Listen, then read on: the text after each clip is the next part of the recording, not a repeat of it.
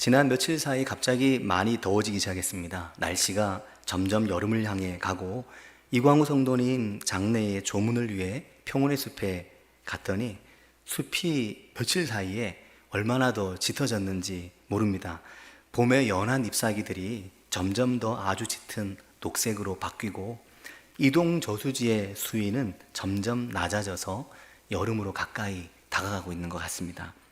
우리가 코로나로 이 봄을 제대로 느끼지 못하는 사이에 계절은 껑충 뛰어넘어 여름이 되어버린 것 같습니다.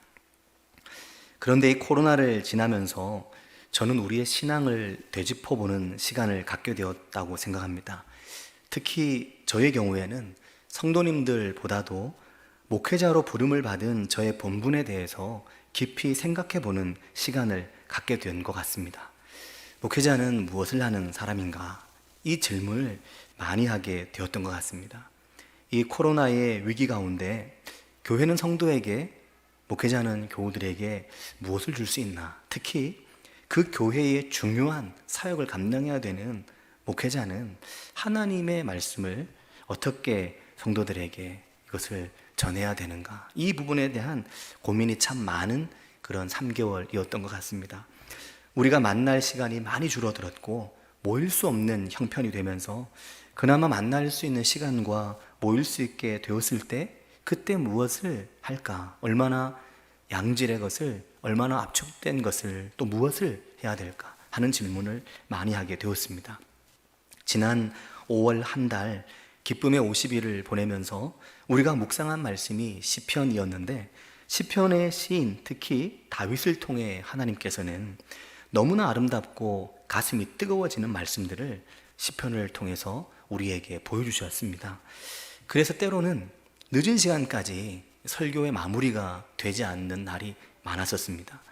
새벽 예배를 드릴 때는 어쩔 수 없이 일정한 시간이 되면 자야 됐지만 새벽 예배를 교회에서 하질 않으니까 새벽 3시고 4시고 설교가 마무리될 때까지 말씀과 씨름하는 시간이 있었던 것 같습니다. 그러면서 제목 하나 정하는 거, 또 설교의 첫 머리를 어떻게 시작할 것인가, 이런 부분들을 가지고 고민을 하면서 느끼고 깨달은 것은 잘 준비된다는 것이, 충분하게 쓰임받는 사역자가 된다는 것이 정말 어려운 일이구나 하는 것을 많이 느꼈고, 이게 그냥 애쓰고 용 쓴다고 될 수 있는 것이 아니라는 것을 느끼게 되었습니다. 그런데 그러는 사이에 마틴 루터가, 종교개혁가 마틴 루터가 쓴 대교리 문답이라고 하는 책을 접하게 됐습니다. 지난 한 주간 이 대교리 문답이라고 하는 책에 붉은 줄을 그어가면서 정말 열심히 본 것 같습니다. 아니, 어떻게 루터는 500년 전에 이런 생각을 했을까? 또 종교개혁의 은혜 안에 우리가 사실은 살고 있는데 종교개혁을 단행하자마자 루터는 종교개혁의 심각한 문제점에 대해서 고민하고 있었다는 것을 느끼게 된 것입니다. 왜 신학교에서 이런 책을 안 가르쳐줬나라는 생각도 들고, 가르쳐줬는데 제가 딴짓한다고 못 들었나, 그런 생각도 좀 들긴 했습니다만, 우리가 코로나 끝나고 다 같이 모일 수 있는 시간이 되면 루터의 이 대교리 문답에 관한 성경 후반을 운영해야 되겠다는 생각이 들 정도로 너무나 하나하나 참 우리의 생각을 깨는 이야기들이, 이미 루터는 종교개혁 직후에 이 책을 기록했다는 것을 느낄 수가 있었습니다. 루터의 대교리 문답은 한마디로 게으르고 나태한 성직자들 때문에 사실은 쓰게 된 책이었습니다. 저만 잘 들으면 되죠. 여기서 사실은 이 이야기는, 루터의 이 책은 그 바닥에 깔려있는 기본적인 내용은 뼈대는 교회의 중요한 5가지 교리를 이야기하고 있지만 10계명부터 세례와 성만찬까지 총 5개를 다루는데, 그 바닥에 깔려있는 기본적인 의도는 성직자가 너무 무지하고 너무나 나태하고 게을러서 그들의 깊은 반성과 회개를 촉구하는 내용이 대교리 문답이었습니다. 이렇게라도 내가 이걸 써서 이것으로 이 개신교 안에 있는 이 목사들을 이걸로 추궁을 하지 않으면 교회가 어떻게 될지 모르겠다는 그 두려움이 루터와 또 일각의 사람들에게 있었던 것입니다. 그래서 루터는 그 책에서 아주 거친 말로 목사들을 향해서 비속어를 던지면서 아주 거침없이 말하는 것을 보게 됩니다. 종교개혁가 루터는 서문에서 이렇게 말합니다. 내가 왜 이 교리문답서를 쓰고 있는가? 그것은 태만한 목사와 설교자들 때문이다 라고 말을 합니다. 너무나 많은 목사와 설교자들이 게으르고 태만하다고 루터가 현실을 한탄하는 거죠. 그래서 하나님의 말씀이 못되고 있는 그 상황, 캐톨릭의 오랜 그늘에서 벗어난 개신교가 얼마나 나태해지고 방종에 빠지고 있는지를 루터가 한탄하고 있는 내용이 이 책에 아주 곳곳에서 나옵니다. 자기의 직무를 모르고 있고 가르쳐야 될 교리를 제대로 가르치지 않고 그저 자기 배나 채우기 위해 살아가는 폭식가에 지나지 않는다고 아주 거칠게 말하면서 그럴 바에는 차라리 목사가 되지 말고 돼지나 키우거나 개집이나 지키는 편이, 그 개가 사는 집 말입니다. 개집이나 지키는 편이 도리어 낫다라고 거칠게 욕을 하는 거죠. 게으른 뚱땡이 목사와 거만한 성도들이요, 제발 부탁합니다. 스스로를 돌이켜 보십시오 라고 이야기를 하고 있는 겁니다. 이게 종교개혁 직후에 이런 교회의 모습에 대해서 루터가 이야기를 하고 있다 하는 걸 보면 오늘 우리가 신앙의 중심을 잘 잡아야 된다는 것을 많이 느끼게 됩니다. 사실 우리는 루터 때문에 오직 은혜, 오직 그 은총 이러면서 오직 믿음 그러면서 다른 신앙적인 어떤 노력이나 신앙적인 어떤 영성을 위한 해야 될 것들을 너무나 태만히 하는 경우가 많은 거죠. 특히 이제 목회자가 그렇다는 얘기입니다.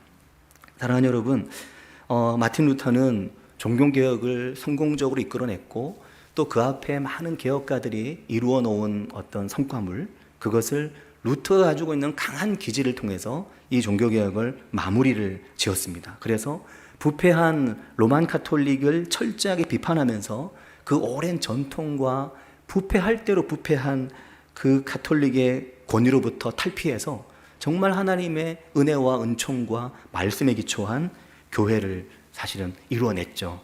거기서 감리교, 장로교, 성결교, 순복음과 같은 루터교와 같은 대다수의 건강한 교회들이 다들 태동을 했지만 너무나 안타깝게도 그러자마자 발생한 이 문제는 신앙적인 자유와 방종이었다라고 얘기하는 거죠.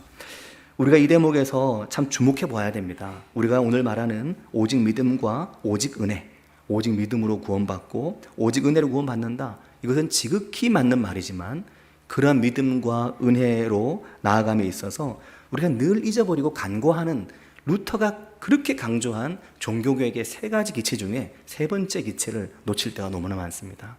오직 은혜, 오직 믿음, 그 다음이 오직 성경이거든요.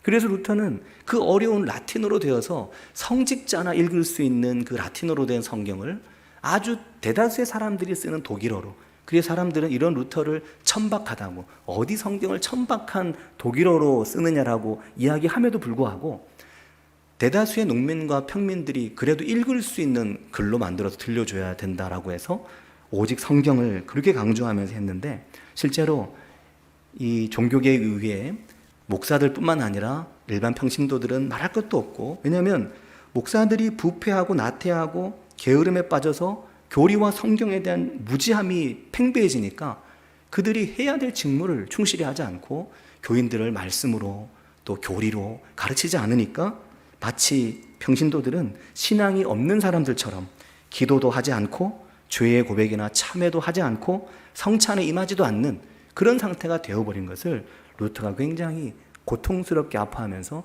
이 책을 쓰고 있는 겁니다. 이 책에 보면 5가지 이제 중요한 내용이 나오는데, 십계명과 사도신경, 주기도, 세례, 성만찬, 우리가 교회에서 만나는 중요한 5가지가 여기에 이제 다 있죠.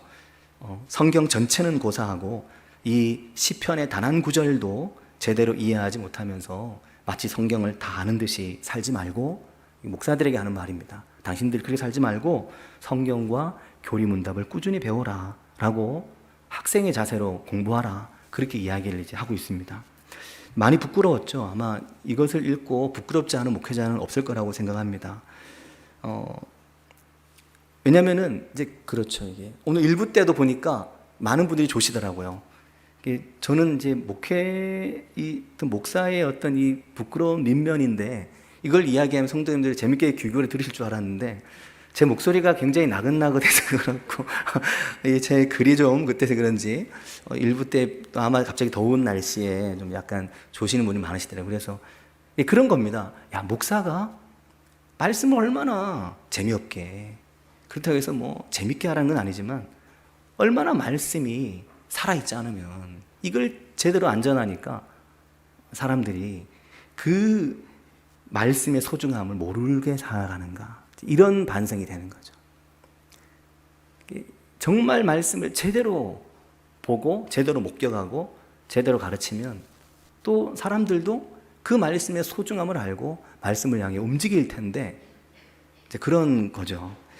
그래서 그냥 우리가 이렇지 않아요. 예배, 오늘도 이제 예배를 드리지만 사도신경이 딱 끝나고 자리에 앉잖아요.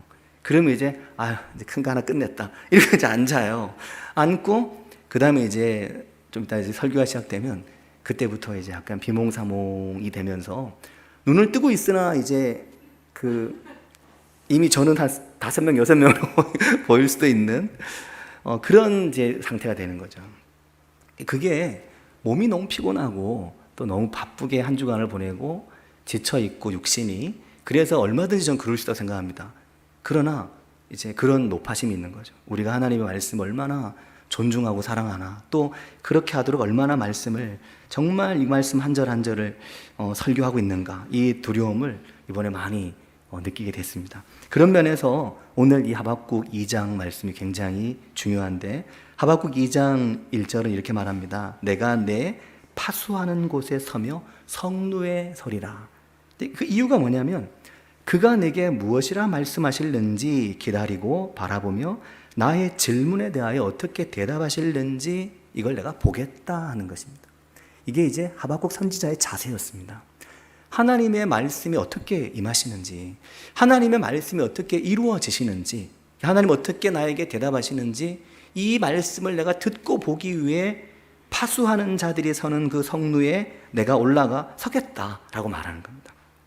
이 지금 안에 하나님의 말씀에 대한 사랑과 그 말씀과 함께하고자 하는 선지자의 모습을 말씀을 통해서 볼 수 있는 거죠. 이 부분이 굉장히 중요한 것 같습니다.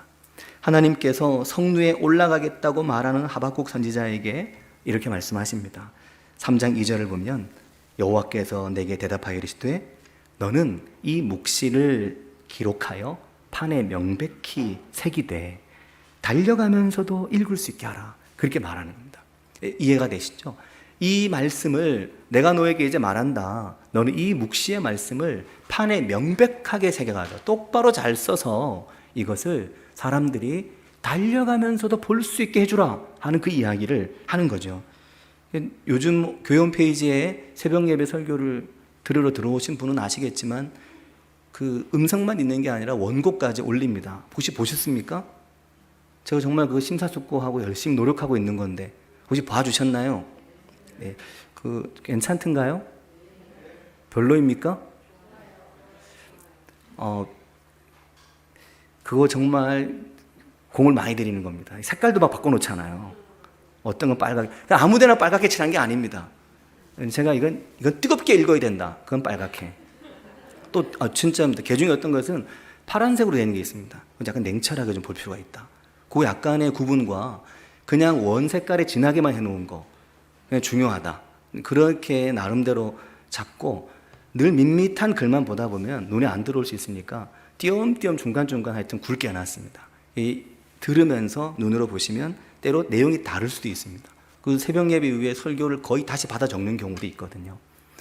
근데 이 말씀을 보면서 이거 정말 하나님의 말씀을 사람들이 달려가면서도 볼 수 있도록 이것을 판에 잘 새기는 게 너무나 중요하고 사람들에게 이걸 잘 보여주는 게 너무나 중요하다는 것을 느끼게 됐습니다. 근데 그렇게 하라고 하는 이유가 있습니다. 그 이유가 뭐냐면 3절 말씀을 보면 이 묵시가 정한 때가 있기 때문에 그 종말이 속히 올 것이기 때문에 결코 거짓되지 않으니까 비록 더딜지라도 기다려야 되니까 이걸 붙잡고 기다리는 거죠. 그래서 이 하나님의 말씀이 내 삶에 응답되고 이루어질 때까지 더딜지라도 기다릴 수 있도록 이걸 판에 잘 새겨가지고 잘 보이게 해줘라 하는 겁니다. 반드시 응답될 하나님의 말씀들이니까 사람들이 보게 해주라는 거죠. 근데 이렇게 보게 하려면 사실 선지자에게 먼저 필요한 것은 그 말씀을 목격하는 것입니다. 그냥 스쳐 지나가면서 보는 것이 아니라 하나님 말씀을 눈이 번쩍 뜨이도록 보는 게 정말 중요한 거다 하는 거죠. 근데 이 부분이 목사에게만 중요하냐 하면 그러지는 않습니다. 이 자리에 계신 성도님들에게도 정말 중요한 부분이죠. 성경을 읽으면서 눈을 정말 번쩍 뜨게 만드는, 내 뒤통수를 딱 때리는 것만 같은, 정말 머리에 찬물을 끼얹는 것만 같은, 내 몸이 뜨거워지고 마음이 뜨거워질 수 있는 하나님의 말씀을 딱 목격하는 그게 있어야 그 다음 작업이 판에 새기는 겁니다. 이 말씀을 판에 새기고 판에 쓰고 싶어지는 거죠. 그렇지 않겠습니까? 너무나 내게 이게 다가왔으니까 이걸 말씀이 은혜 받은 거 집에 가서 이렇게 은혜 받은 건 아무도 주면 안 돼. 나 혼자 이 은혜 누려야 되니까 절대 아무에게도 말하지 말아야지. 집사님 오늘 그 하박국서에 있는 말씀이 너무 은혜 되지 않았어? 아니 나 은혜 안 됐는데? 이렇게 말하는 사람은 아무도 없을 겁니다. 내가 오늘 말씀을 보는데 말씀이 너무 내게 은혜가 됐어. 그래서 막 그걸 안 믿는 사람한테 얘기해봐야 모르니까 엘리베이터 타고 아무나 붙잡고 얘기할 수 없잖아요. 그냥 아는 사람한테 애들 불러놓고 야 내가 오늘 성경을 봤는데 너무 은혜롭더라 얘기하면 엄마 왜 이래? 아빠 왜 이래? 왜 평소에 안 하던 거 해? 하더라도 얘기하고 싶어질 거 아니냐입니다. 명백히 보고 판에 새기고 싶어지는 거죠. 그래서 이걸 판에 새겨서 사람들이 달려가면서도 볼 수 있게 해주고 싶은 겁니다. 이 말씀을 볼 수 있도록. 그런데 이 말씀에 대한 번역이, 제가 번역이 좀 다른 것들을 많이 말씀드리잖아요. 이게 되게 재밌습니다. NIV라고 하는 영어 성경, 쉬운 영어 성경에 보면 하박국 3장 2장의 뒷부분이, 3장 2절의 뒷부분이 좀 다르게 번역이 되어 있습니다. 다른 의미는 아닌데 번역상 그렇게 번역할 수 있어서 NIV는 그렇게 번역을 했는데 그 번역이 아주 매력적입니다. 어떻게 번역되어 있냐면 3장 2절은 이겁니다. 너는 이 묵시를 기록해서 판에 명백히 새기되, 요 뒷부분 이제 달려가면서도 읽을 수 있게 하라. 요거 달려가면서도 읽을 수 있게 하라. 이 부분을 NIV는 어떻게 번역해 놨냐면 달려가면서도 읽을 수 있게 하라가 아니라 읽은 자가 달려갈 수 있도록 하라. 그렇게 되어 있습니다. 이해되셨죠? 달려가면서도 막 뛰어가면서 딱 보고 가는 게 아니라 NIV는 번역하기를 그 말씀을 딱 본 자가 달려갈 수 있는 힘을 얻고 갈 수 있게 하라. 그렇게 되어 있는 겁니다. 그게 무슨 말씀입니까? 하나님의 말씀을 명백하게 눈으로 본 자도 이것이 너무나 내게 은혜가 돼서 그걸 판에 새기고 증거하고 말하게 되겠죠. 그런데 그렇게 새겨놓은 말씀을 달려 지나가는 사람도 딱 보고 저 말씀? 그러고 그 사람도 그걸 보았기 때문에 달려갈 힘을 얻어서 간다는 것입니다. 엘리야 선지자 생각나시죠? 엘리야 선지자 광야 로돈나무 밑에서 절망하고 지쳐있을 때 하나님 그에게 오셨습니다. 하나님을 보고 힘을 얻어 40주 40야를 달려가는 거죠. 그와 같은 말씀인 겁니다. 이 말씀에 대한 설명을 보고 너무나 참 은혜가 되고 감동이 됐습니다. 하나님의 말씀은 우리에게 달려갈 힘을 주는구나. 우리로 하여금 뛰어갈 힘을 주는구나. 그러니까 내 삶을 어떻게 달려가고 내 삶을 어떻게 승리할까? 그것은 하나님의 말씀을 볼 수 있을 때 그렇게 할 수 있다 하는 거죠.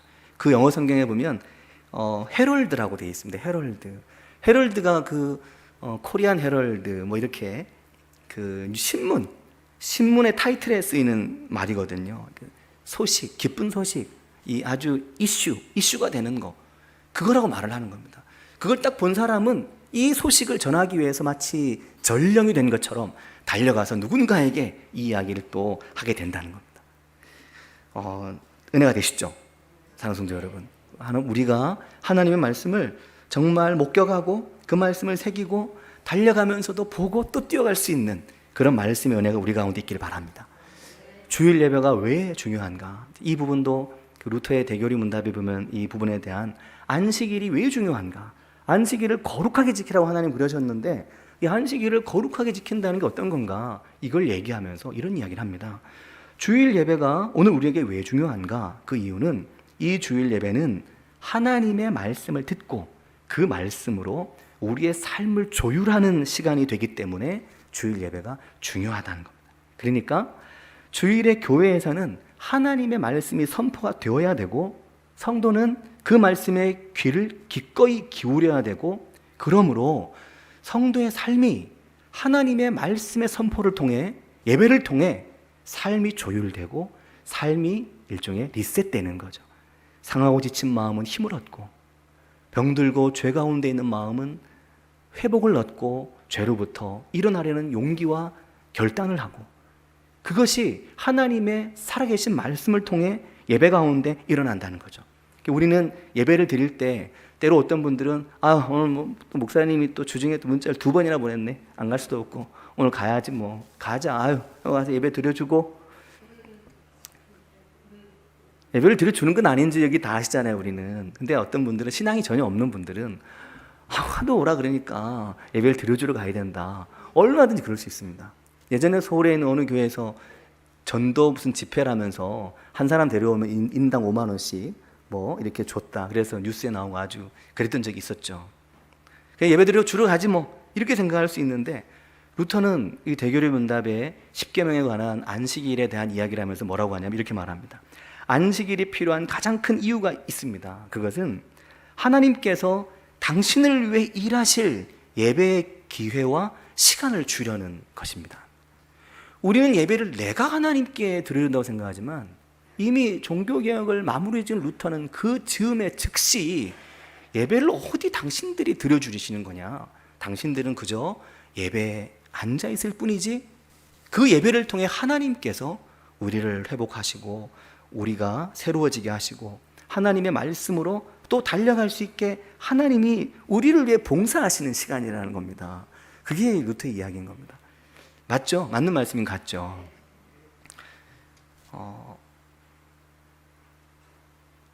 그렇게 우리가 하나님의 말씀에 붙들리고 사로잡혀서 하나님의 말씀을 중심으로 좀 더 살아갈 수 있는 그런 은혜가 우리 가운데 있기를 바랍니다. 외에 요셉이나 다윗과 같은, 지난 금요일 밤에도 요셉에 관한 이야기를 말씀을 통해서 함께 나누었는데, 요셉이 참 신기하게도 그가 여러 번의 정말 삶을 포기할 만한 심각한 버려짐과 심각한 배신을 여러 번을 당하면서도 요셉이 이걸 삐뚤게 혹은 부정적으로 판단하고 생각하지 않았습니다. 요셉은 계속해서 그런 상황 속에 하나님의 함께 하심을 인정하고, 하나님께서 비록 더디더라도 이루실 것을 믿고 계속 기다리는 겁니다. 그러면서 자신이 할 일을 열심히 해나가는 거죠. 요셉이 어떻게 그럴 수 있었을까? 결국 요셉의 안에 하나님의 말씀이 그의 안에 자리하고 있다는 것을 알 수 있고, 다윗도 그렇지 않습니까? 얼마나 힘들고 역경 가운데도 하나님의 말씀이 그의 안에 너무나 생생하기 때문에, 늘 하나님의 말씀을 마음에 품고 늘 생각이 말씀 중심으로 되어 있기 때문에 하나님께서 그 다윗을 통해 놀라운 일을 하실 때까지 하나님 앞에 서 있고 꾸준히 나아가고 있는 모습을 보는 겁니다.